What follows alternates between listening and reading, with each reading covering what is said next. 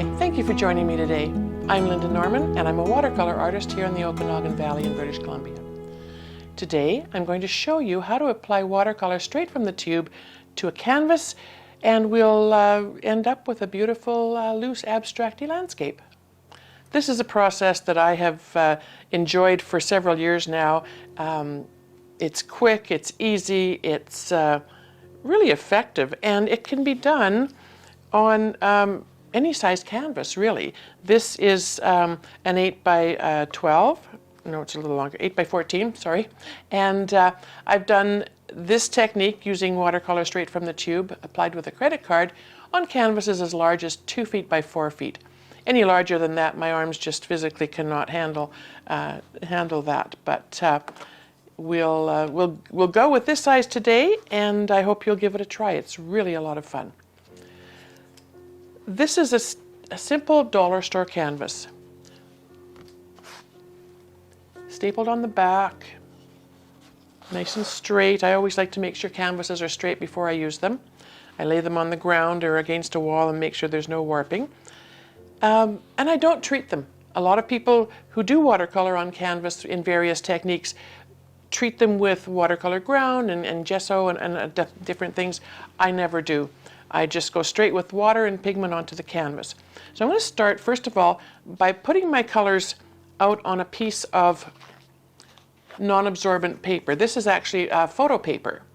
And the back of the photo paper is great. The front, where you put photos, is not ideal to put anything on because there's an emulsion on there that will grab the pigment when you're printing a photo, and it mucks up your paint. So turn it over, use the back, and I am going to start with my 4 favorite colors in the world, and then if I need some accent afterwards, I will add another. So the first color I'm going to put on my little paper palette here is called Moonglow. And I use Daniel Smith paints exclusively. I love the pigmentation, and Moonglow is one of the beautifully granulating paints, and you'll see how that shows up in a little bit here. My next color on my paper is Mayan Dark Blue. You'll see this in almost all of my paintings where there's a sky involved. I just absolutely adore it. I'm going to use some Quinacridone Gold as well, but I put that out of order, so I'm just going to set that down for a moment and pick up my Undersea Green, another one of my absolute favorites. It's rich and gorgeous, and it will give me, in my landscape, the mountains and the shadows that I need below the sky. Now we'll put the Quinacridone Gold on, and I'm going to move that over here just a little bit, because when you put brighter colors, especially yellows and golds, and quinacridone in particular, because it tends to really push out whenever there's moisture against other colors, I'm going to keep it a little bit separate for now and add it in as an accent for some highlights in a bit. Oh. All right. The key to getting this nice and loose and flowing and allowing the watercolors to move as they will is to apply water directly to the canvas. I use a nice brush that's going to hold a lot of water to apply the water first of all. On larger pieces, I've even used house painting brushes, just something that's going to get the water on the canvas. These brushes, the Solo brushes from Michael Soloviev, hold tons and tons of water. And I'm just going to get water on the canvas. I don't worry about getting it even, because where there's no water, you will get a beautiful textured effect. And as we move the palette knife or the credit card across, you'll push that water around anyway. So I'm pretty happy with how most of that's going to sit. When it comes to credit cards and palette knives and straight edges, there's all kinds. There's some that are more bendy and that will give you a different effect. There's some that are stiffer. and some that are stiffer still. For finer tuning, you can use your little bread tab or a palette knife. I prefer a fairly firm, stiff credit card, and I use the whole card for most designs because that allows me to pick up the colors more easily. So what I'm going to do is, now that I've got lots of beautiful water, and I see I've got a bit of color where that green fell off the tube, I'm not going to worry about that because that's going to be moved around once I get other colors on. So I've got my Mayan Dark Blue in the middle, Moonglow on the edge, and green on the bottom. So I'm going to do this so that I can keep the purple at the top, the blue in the middle for the sky, and then the green for the land that's going to go down a little bit lower. I always try to think about the rule of thirds as well in this kind of painting.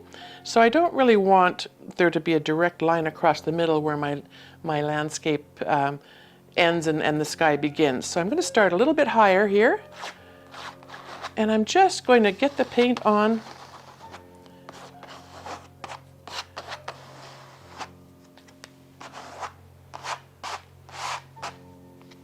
and then where I've got my blue and purple, I'm just going to pick a bit more of that up and get that up in the sky. You can turn your card. You can see there's a lot of paint on that card. If I scrape it across here and leave some open spaces, that's going to allow for more textures as well. So you can see where there's water running on the surface. It's almost creating its own landscape now as we speak.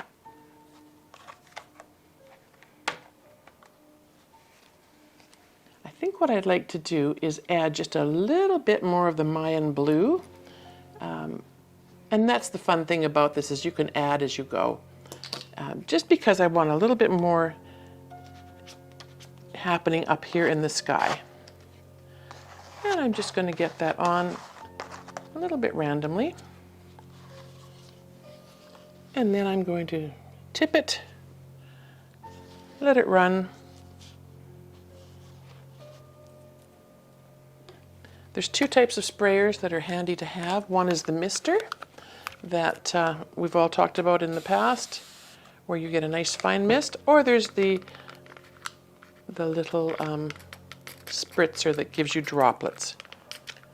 And I like to just add sometimes just a tiny bit more water and let the water flow. Now you can take a brush at this point. Again, I'll use the solo brush and just pull some of that out to the edges.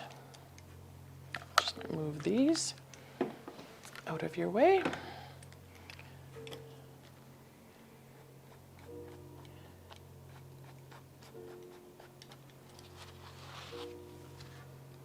And we'll just let it run a tiny bit. Because it's sort of abstract, I don't mind that the green is evolving into the sky a little bit. It gives you a little bit of that aurora borealis effect, and what can be wrong with that, right? All right.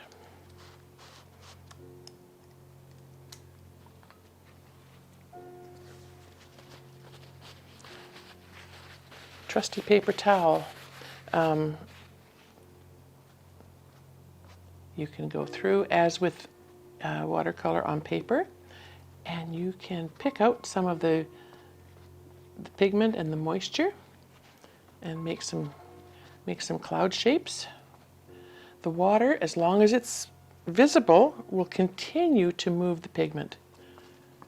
So you can go in at this point and really make some beautiful shapes. You can go down a little further and make some misty shapes.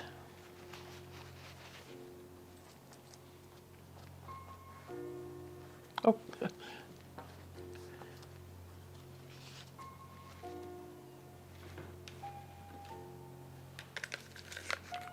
And again, I'm just going to add a bit more water and let some of that run.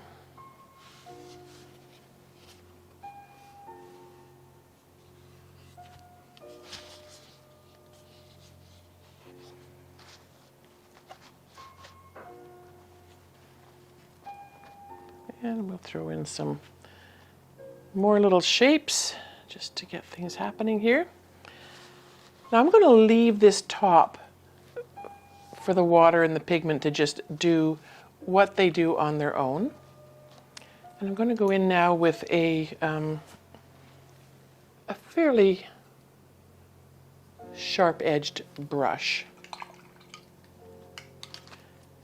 And when I wet it, it's going to be even sharper on that one edge. And when I go in with that, this is a technique that you can use on paper as well as on canvas. And what this will allow you to do is to remove a bit of paint and pigment so that you can start defining. For this one, we'll have this as a lake or a meadow. And that'll be determined as things progress. I like that about watercolor, is that I can let the paints sort of do what they need to do without any preconceived notions about where we're headed with things. So if I want to make a shoreline, just to define that lake, and I can see maybe this is a little jutted out here, if you can see where the color is a little darker, and then a little inlet here possibly, things come out a little further, and then back in again. So when the canvas is drying, you'll be able to pull some of that off. And if you can see the sheen on that, there's still a fair bit of water, and that's fine. We're just going to go in, and you can see how beautifully a thirsty brush. This is called a thirsty brush. So you wet your brush, you dry it basically completely dry, just dampish to the touch. And you can go in and define some shorelines.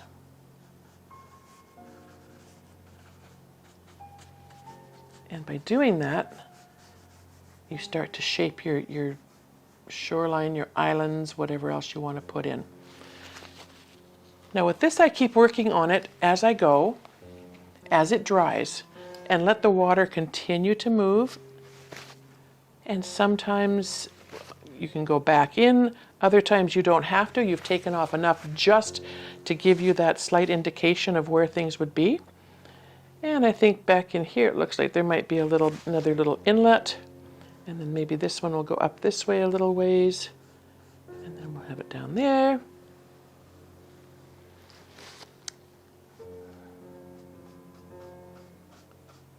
And there.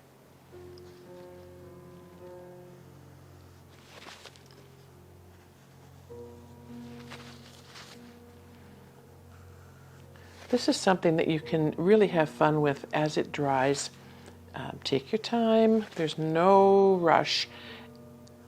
One thing that you can do is you can keep misting it, and it will continue to blossom. The colors will move as they will with the water. And it just becomes its own piece of landscape.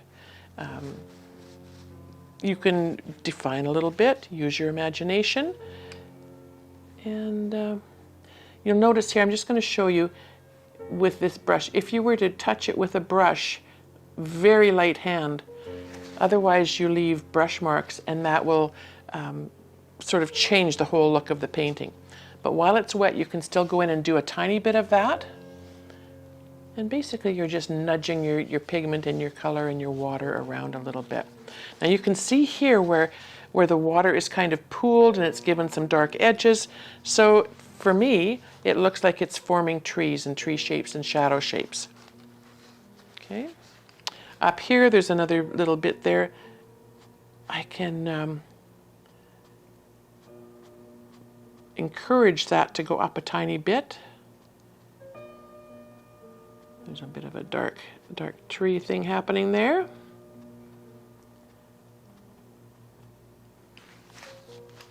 If there's something that you think doesn't suit what you're doing, it's still wet and movable and you can pull it away. Sometimes a damp paper towel, sometimes a dry paper towel, and you'll get different effects from each.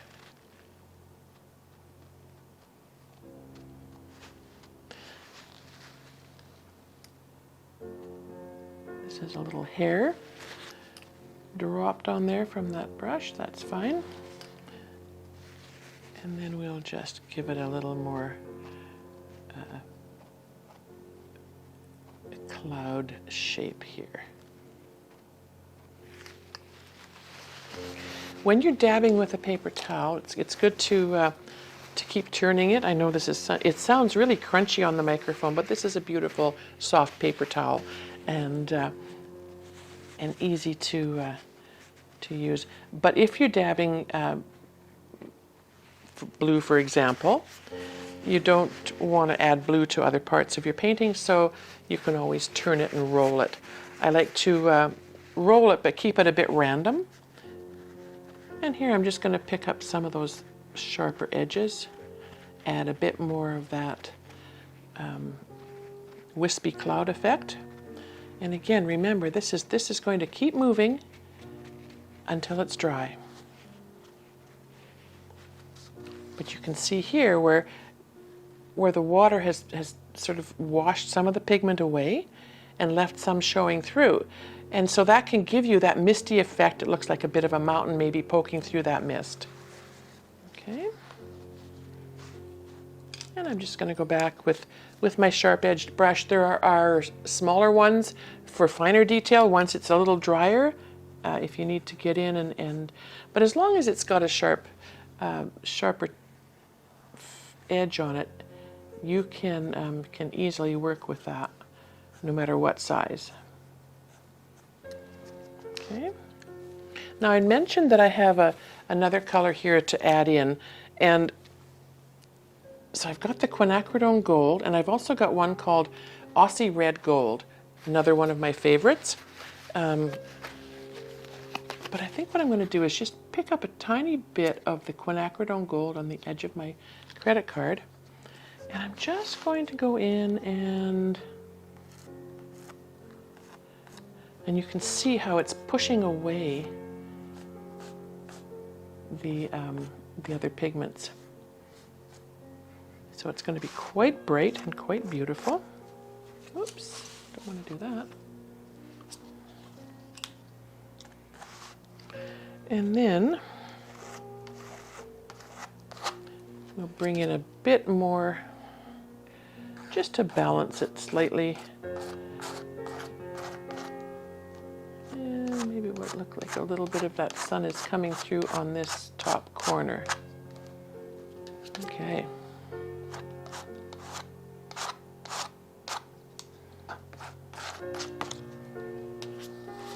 Now for the bottom part of the painting, I can go in with a bit of Moonglow for reflection. Sometimes you can even put it on the edge of your credit card, but I like to dab it on there. And here we've got things quite a bit drier, and so you're going to get, and then we'll do a little bit of the Mayan Dark Blue as well.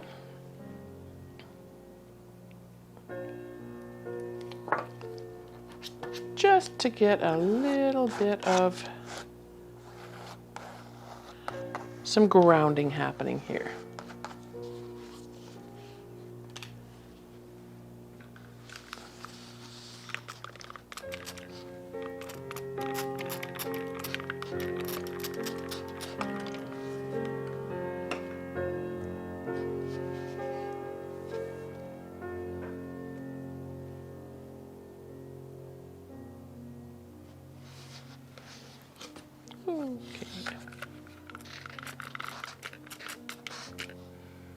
And we're just going to wash a little bit of that off the edge.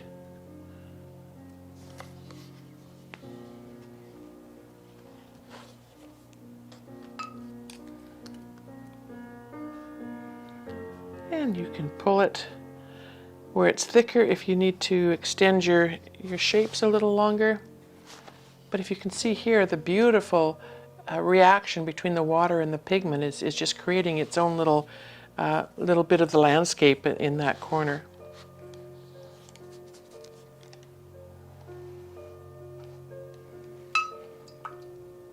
So this is a case of just letting the paints do what they do.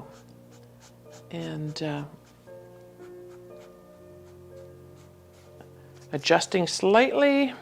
If you use colors that that go well together, you can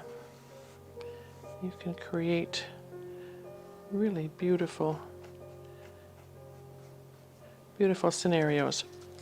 Okay. I'm just going to go back in again. You can see where, because it was quite wet in the center, where I've taken some of the paint and pigment and water out, it has again fallen back down. The colors have just kind of merged a little bit. But again, now you can go in until the painting is dry and continue to shape. Once the painting is dry, all the pigments have dried, you can go in again with a semi-damp brush and define those little shoreline pieces. Light hand, gently feathered when it comes to some of these edges. What you're trying to do is maintain that natural flow of the paint and pigment without making anything look like it's a specific brush mark. So if you keep these marks to when the paint is, or the painting is still quite damp, it'll be quite a bit more effective. And sometimes, like I say, it's just a case of just giving that little bit of an indication where there's an indentation. Okay.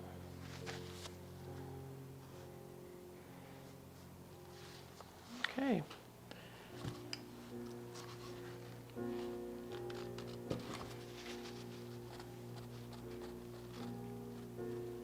If you felt so inclined, you could paint a tree coming right up from the front to give it a bit of perspective. But there is essentially a very loose abstract landscape done in just a matter of a few minutes. All right. So I can see where, in this particular instance where I've added the gold in the side here, that it looks like there's a bit of a harsh edge where the paints have sort of come together and sat. So I'm just going to take a dampish paper towel and just smooth some of that over and blend it in a little tiny bit. Because this section here is still a bit damp, it will continue to help that blend. And a very, very light touch, just to encourage the paints to go in the direction that you want them to go.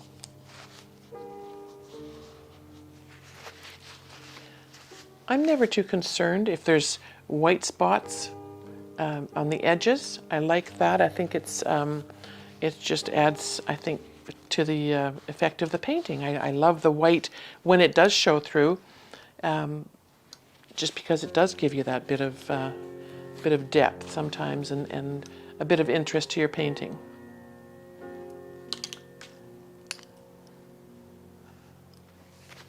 So you can get very, very specific if you wanted to. And you could start drawing trees once it's a little drier.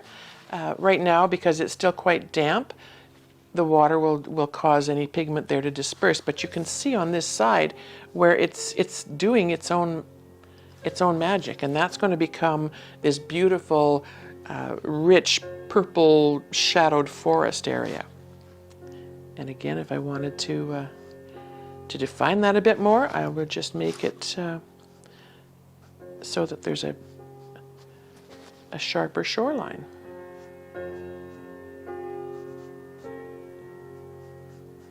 If I was to cut across here, then these little bits would be an island. So what I love about this is that it's a relationship between the water and the pigment and the surface that you're working on. And it's a give and take. It's a bit of play. It's taking time to just relax with the pigment, seeing what evolves, see what comes up. You know, when I sat down to do this, I didn't really think much about having a beautiful purple forest there, but there it is. Here's a bit of greenery in the corner here with a bit of reflection into the, if this is a lake, then what I could do is I could, when it's maybe a little bit drier, just give that a bit of a swipe to one side so that it looks like there's water flowing and the reflection of the trees. And pretty much there you have it. You're going to see how the colors intermingle, how they react here with the Moonglow, with the Quinacridone Gold. I've got this almost a burgundy color that's evolved here, which is another color that it's in nature, although we don't actually notice it sometimes until you add it into your painting. It does really pick up and enhance. So there we have it. Like I say, you can play as long as this is damp. You can move things around as much as you want. I can extend this little island to be a little sharper and have some shadows coming out from there. Light touch. What I like to remember too is that when you're working on a landscape format that's long and narrow, keep your lines when you're working with a brush as straight as you can. When you start to get curves is when things start to look a little bit awry. So nice little straight lines, short lines, break them up. Nature has all kinds of fun ways of, you know, laying things out, but I like to keep that horizon in mind. Okay. Thank you. I hope you've enjoyed this process as much as I do. It's a go-to, really relaxing, really a fun thing. No pressure. Let the paints do what they need to do. Develop that relationship and enjoy. I'd like to thank the Process Art Discovery audience for watching today. If you like what you saw, please subscribe to the channel.